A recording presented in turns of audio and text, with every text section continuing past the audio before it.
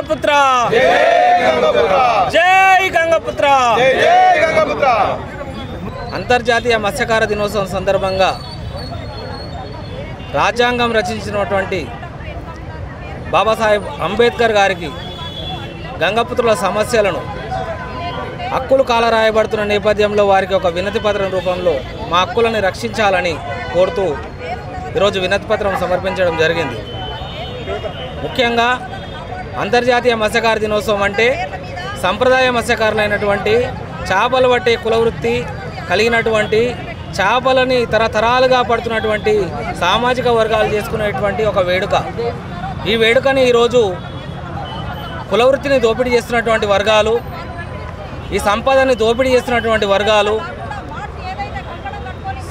ఎవరైతే కులవృత్తిదారులు ఉన్నారో వారికి చెందాల్సినటువంటి ప్రతిఫలాలని, ప్రభుత్వ సబ్సిడీలని, ప్రభుత్వం ద్వారా వచ్చే అన్ని వనరులని, వసతులను దోపిడీ చేస్తున్నటువంటి వర్గాలు వాళ్ళ కులవృత్తిగా ప్రచారం చేసుకునే ప్రయత్నంలో ఈరోజు జెండావిష్కరణ కార్యక్రమాలు పెట్టుకున్నారు. ఇది సమాజంలో చాలా తీవ్రమైన పరిణామాలకు దారితీసే అవకాశం ఉన్నది. ఎందుకంటే అనంతరామన్ కమిషన్ కావచ్చు, భారతదేశం కొత్తగా స్వాతంత్రం వచ్చిన తర్వాత నుంచి ఈ యొక్క దేశంలో ఎవరి సామాజిక వర్గం ఏం పని చేస్తుంది, ఎవరి సామాజిక వర్గాలకు ఏ దైవం కులదైవం ఉంటుంది, ఏ సామాజిక వర్గం ఏ వృత్తి చేస్తుంది అని క్లియర్గా మెన్షన్ చేయడం జరిగింది. దాని ఆధారంగానే రిజర్వేషన్లను కేటాయించడం జరిగింది. బీసీఏ సీరియల్ నెంబర్ 1లో ఉన్నటువంటి సామాజిక వర్గం గంగపుత్ర, బెస్తగూండ్ల సామాజిక వర్గాలు సంప్రదాయ మత్స్యకారులు. బీసీడీలో ఉన్నటువంటి ఒక సామాజిక వర్గం అనంతరామన్ కమిషన్ రిపోర్ట్ ఆధారంగా కూడా, అలాగే ఎన్నోసార్లు అయితే 1961లో జనగణన చేసినారో ఆ రోజు కూడా ఈ కులవృత్తులు వాళ్ళది ఏదైతే పండ్లు ఫలాలు సేకరణ అమ్మకం కులవృత్తి బంట్లుగా కాపలాదారులుగా ఉన్నటువంటి వారి కులవృత్తిని ఈరోజు సంప్రదాయ మత్స్యకారులుగా చెప్పుకునే ప్రయత్నం చేస్తున్నారు. కాబట్టి మేము ప్రభుత్వానికి అంబేద్కర్ రచించినటువంటి రాజ్యాంగం ద్వారా దాంట్లో కల్పించినటువంటి హక్కుల ద్వారా మా కులవృత్తికి రక్షణ కల్పించాలని వేడుకుంటున్నాము. ఎందుకంటే ఇవాళ తెలంగాణ రాష్ట్రంలో కులవృత్తిదారులుగా ఉన్నటువంటి వాళ్ళము మైనారిటీలుగా అయిపోయినాం. మా కులవృత్తిని దోపిడీ చేసినటువంటి వర్గము మెజారిటీ అయిపోయింది. వాళ్ళు సంప్రదాయ మత్స్యకారులు కానప్పటికి కూడా సంఖ్య ఎక్కువగా ఉన్నామని మా యొక్క వృత్తిలోకి చొరబడుతున్నారు. ఇప్పుడు ఇంకా కూడా 64లో సొసైటీ యాక్ట్ వస్తే అప్పటి నుంచి కూడా సొసైటీలు చేసుకోకుండా, ఎందుకంటే వాళ్ళు మత్స్యకారులు కాదు కాబట్టి వాళ్ళు సొసైటీలు చేసుకోలే. ఎక్కడైతే మత్స్యకారులు మేము ఉన్నామో పూర్తి స్థాయిలో మేము సొసైటీలను చేసుకున్నాం. కానీ గత 10 సంవత్సరాల కాలం నుంచి మా యొక్క సొసైటీలని మేము 64 నుండి శిస్తు కట్టుకుంటూ ప్రభుత్వానికి సొసైటీ యాక్ట్ చట్టం ప్రకారంగా శిస్తు కట్టుకుంటూ మా వృత్తిని మేము కాపాడుకుంటూ వస్తున్నప్పటికీ 10 సంవత్సరాల కాలంలో రాజకీయ పార్టీల అండదండలతోటి జనసంఖ్యను చూపించుకొని ప్రభుత్వాలకు వాళ్ళకు అనుకూలంగా ప్రత్యేకమైన జీవోలను తెప్పించుకొని మా కులవృత్తిని చట్ట ప్రకారంగా దోపిడీ చేస్తున్నారు.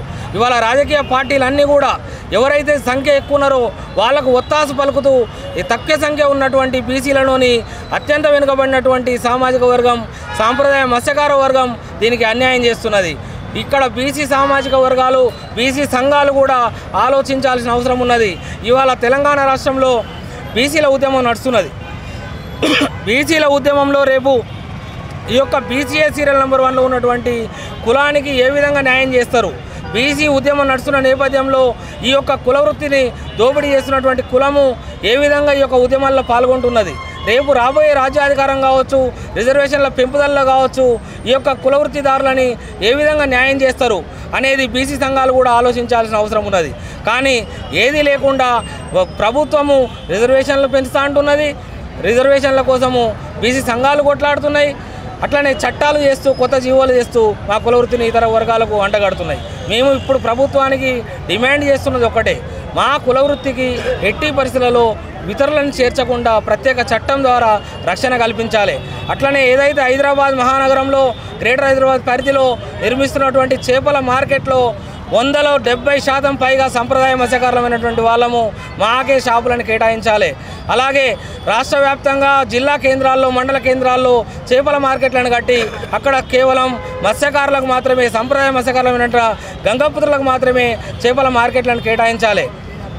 ఫెడరేషన్ చూస్తే ఇలా ప్రభుత్వం ద్వారా ఫెడరేషన్ ఉన్నప్పటికీ ఆ ఫెడరేషన్లో కూడా ఇలా వృత్తి చేసుకుంటున్నారు, బ్రతకడానికి వృత్తిలోకి వచ్చినారు. కానీ ఆఖరికి మా వృత్తికి సంబంధించిన ఫెడరేషన్లో కూడా వాటా అడుగుతున్నారు.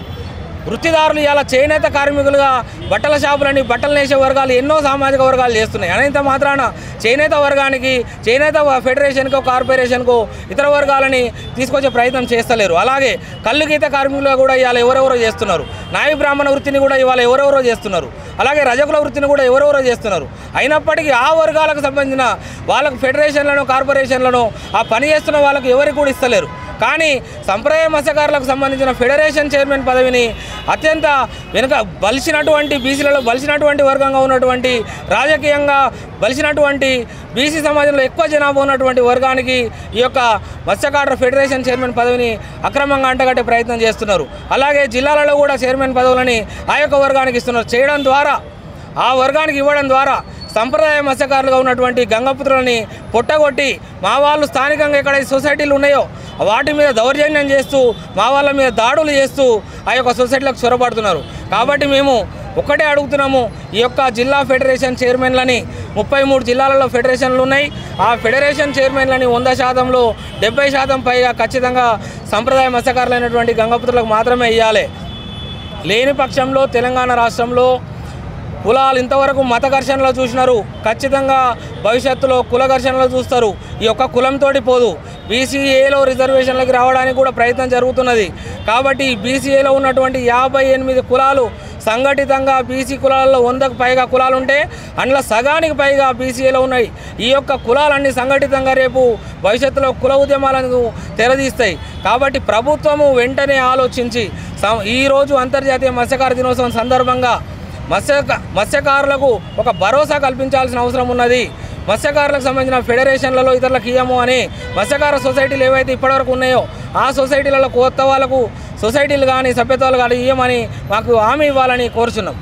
ఇంతకుముందు మీరు అన్నట్టు ఎంతమంది వృత్తి ఏదో ఉన్నదో ఎన్ని సంవత్సరాల నుంచి జరుగుతూ ఉన్నది? దాదాపుగా ఒక 15 సంవత్సరాల కాలం నుంచి ఈ కుల వృత్తిని పూర్తి స్థాయిలో ఆక్యుపై చేసే ప్రయత్నం జరుగుతున్నది. ఎప్పటి నుంచి అంటే 2009 నుంచి, 2009కి పూర్వము 1964 నుంచి కూడా మా సంప్రదాయ మత్స్యకారులు లేని స్థానాలలో, పూర్తిగా మా ఉనికి లేని ప్రాంతాలలో కొన్ని సామాజిక వర్గాలు, రజకులు పట్టుకుంటున్నారు చేపలు, ఎస్సీలు, ఎస్టీలు, మిగతా చాలా సామాజిక వర్గాలు కూడా ఈ యొక్క చేపలు పట్టుకుంటున్నారు మా ఉనికి పూర్తిగా లేని దగ్గర.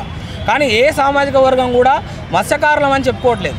కానీ ఒకే ఒక సామాజిక వర్గం తెలంగాణ రాష్ట్రంలో ఎక్కువ జనాభా ఉన్నామని చెప్పుకుంటున్నట్టు ముదిరాజు సామాజిక వర్గం ఈ యొక్క మత్స్యకారులం మేమని చెప్పుకొని ఇలా జెండా పండుగలు చేసుకుంటున్నారు.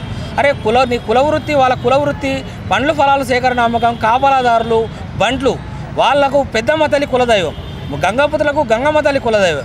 అటువంటిది ఇవాళ గంగమ్మ తల్లి గుళ్ళు కట్టుకుంటున్నారు.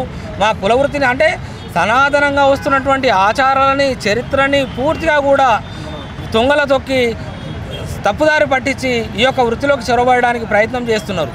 కాబట్టి మా యొక్క నిరసన తెలంగాణ రాష్ట్రంలో పెద్ద ఎత్తున చేస్తున్నాము. ఇవాళ సెలబ్రేషన్ చేసుకోవాల్సింది పోయి అంబేద్కర్కు వినతి పత్రాలు ఇచ్చే కాడికి వచ్చినాం. అట్లనే ఇవాళ తెలంగాణ రాష్ట్ర వ్యాప్తంగా అన్ని జిల్లా కలెక్టర్లకు కూడా గంగపుత్ర చైతన్య సమితి తరపున పిలుపునివ్వడం జరిగింది. అన్ని జిల్లా కలెక్టర్లకు రాష్ట్ర వ్యాప్తంగా ఇవాళ వినతి పత్రాలను సమర్పిస్తున్నాము. అలాగే ఇక్కడ సెక్రటరియట్లో ఉన్నటువంటి సిఎస్ గారికి కూడా గంగపుత్ర చైతన్య సమితి తరపున కుల హక్కులను కాపాడాలని మేము రిప్రజెంటేషన్ ఇస్తున్నాం.